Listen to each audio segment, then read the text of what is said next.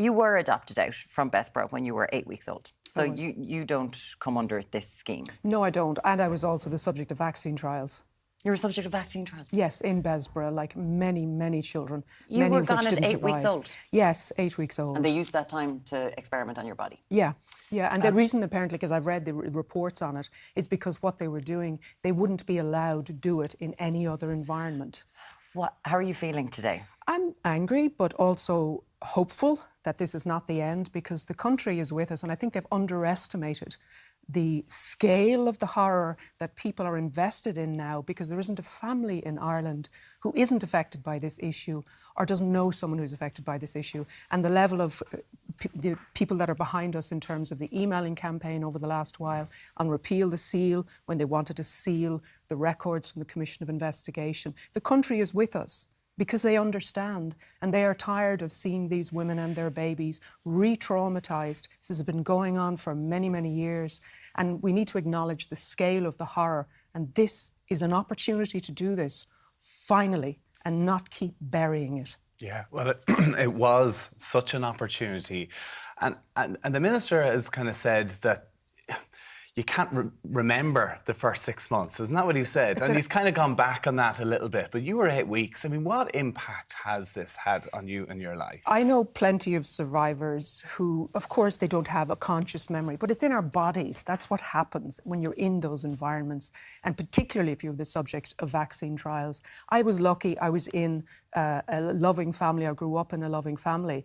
But that forced separation doesn't go away, being the subject of vaccine trials. And the hardest thing I've had to deal with as an adoptee is how I am treated because I'm adopted by the state and by the Catholic Church. I'm 20 years trying to extract my information. I'm still denied my medical history, which, as we know, still denied I thought it. that was opened up. No. And please, there's so much spin around this from the government and from Minister O'Gorman saying that everybody has access to their information. They don't. What they're doing with their family medical histories is to say, we will redact it and send it to a GP. You can't have it.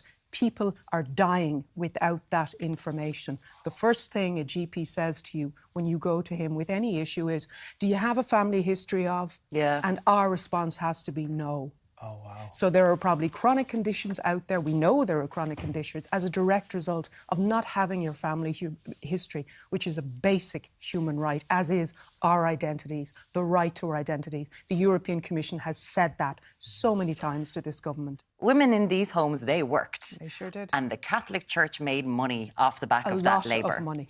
Noel, how are you feeling? There's a vacuum in the Catholic... There's silence. There's just silence. There's nothing. We've got the government saying a lot. Yeah. But Well, this is the Catholic Church. Absolutely, but using the argument of, well, you know, we have to keep the costs down, it's a lot of money. The Catholic Church should be paying for this. They're one of the wealthiest organisations in the world, and they made so much money off the backs of those women, like my birth mother and me, because they sold babies, sold them all over the world. Yep. They made so much money. So they should be paying for this. If the state is struggling to pay it, the congregation should be paying it. And around the 6-month rule, I think they made that decision based on the fact that they know a lot of the time that 8 weeks as a time to take a baby wasn't adhered to. They took babies within hours, within weeks. As in illegally. Illegally. That to be taken so early was actually illegal. So if people start coming with, you know, those claims, it'll be apparent that there was so much illegal practice, which we know about. We know anyway. about it. Yeah. Well, we can talk about that now. Yeah. It's obviously got voted down in the Dáil yesterday. Where does it go from here? To the Seanad. The Minister is going to have to come in many times to the Seanad now and explain himself, and he has the opportunity to go back to his officials to say this isn't good enough. We as a government to go to his cabinet colleagues and say we need to fix this. It's an easy fix. It's not going to delay things. If they simply include everybody, if they give a medical card to everybody because at present that's also an exclusion. Only if a mother was there for more than 6 months can she have an enhanced medical card. So there is an answer to this. Minister O'Gorman can come to the Seanad and say, we heard you. We heard the people of Ireland and we're sorry, but I've spoken with my officials and it's fixed. So how do people go about, how do you try and convince the Minister? Write a that letter? this is the right way to go? Is it write a letter? Is there like Emails. Emails. We There's an broke the email Dáil campaign. server on the Repeal the Seal campaign, and the volume of emails from TDs that have contacted me is huge at the moment. We need to keep the pressure on, and the country is with us. And I think they've not realised that, the government. So we've got to keep the So pressure. right now, you can, because I know on the Clan project, Yeah, you you're can go looking to the for Clan answers. Project, Yeah. .org, CLANN project.org, and we have a tab with redress, and that gives you the content for your email, a way of sending it from your own email account. Yeah. People can ring their TDs and senators. That is actually a really important way of being heard. Every phone call makes a massive difference. Yeah, right now, if this is something that you are connecting with at home, I don't know if you're looking at your baby and thinking about this, you can do that. Like, that is something that you can do.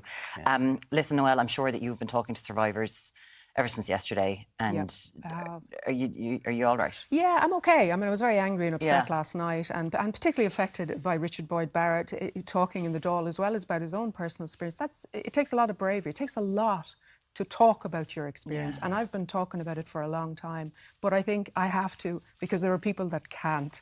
But I'm angry and I'm upset. But the fight isn't over. We're not speak going to stop. so eloquently about it, and I think it's reached. You can see why it's reached everybody in Ireland as well over this. Noel Brown, thank you so much, and of course, human rights lawyer, Dr. Maeve O'Rourke, thank you.